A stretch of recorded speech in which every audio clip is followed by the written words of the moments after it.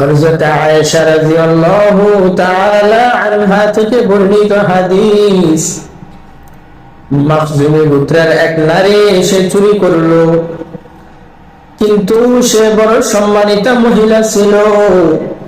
তার সম্মানের কথা চিন্তা করে সমস্ত কুরাইশের লোকেরা বড় চিন্তিত হয়ে পড়ল। কেননা একজন সম্মানিতা মহিলার উপর হদ কায়েম হবে, তার হাত কাটা হবে, এটা নিয়ে তারা বড় চিন্তিত।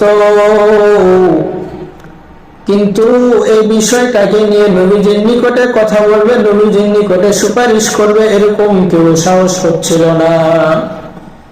তখন সাহাবীদের মনে পড়লো ওসামা, তাকে নবীজি বড় ভালোবাসে, ওসামা নবীজির প্রিয় পাত্র, সুতরাং ওসামাই নবীজির নিকটে গিয়ে সুপারিশ করবে। ওসামা নবীজির নিকটে গিয়ে বলে, ইয়া রাসূলুল্লাহ, সম্মানিতা মহিলা, তার উপর হত্যা কি না হলেই নয়।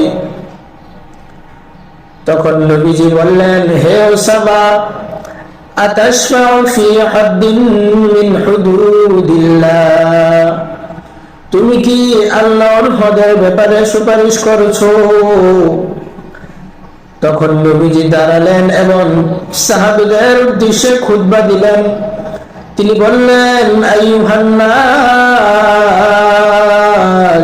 হে লোক সকল, তোমাদের পূর্বের জাতি ধ্বংস হয়ে গেছে, কারণ যখন তাদের সম্ভ্রান্ত ব্যক্তি, সম্মানিত ব্যক্তি চুরি করত, তখন তাদেরকে ছেড়ে দেওয়া হতো, আর যখন কোন দুর্বল লোক চুরি করত, তাদের উপর হদ কায়েম করত।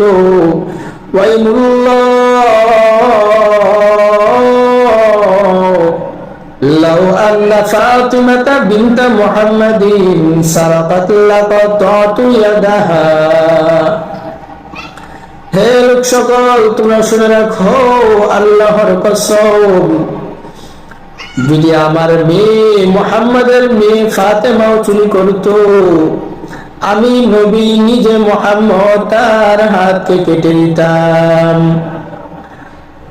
আজকে আমাদের সমাজে যখন কোনো বড় লোক, কোনো সম্ভ্রান্ত ব্যক্তি চুরি করে বা কোনো অপরাধ করে, তখন তার নিকট থেকে মোটা অঙ্কের ঘুষ খাওয়া হয়, তার থেকে টাকা নিয়ে তারপর তাকে ছেড়ে দেওয়া হয়, তার কোনো বিচার হয় না। এলাকাবাসী তার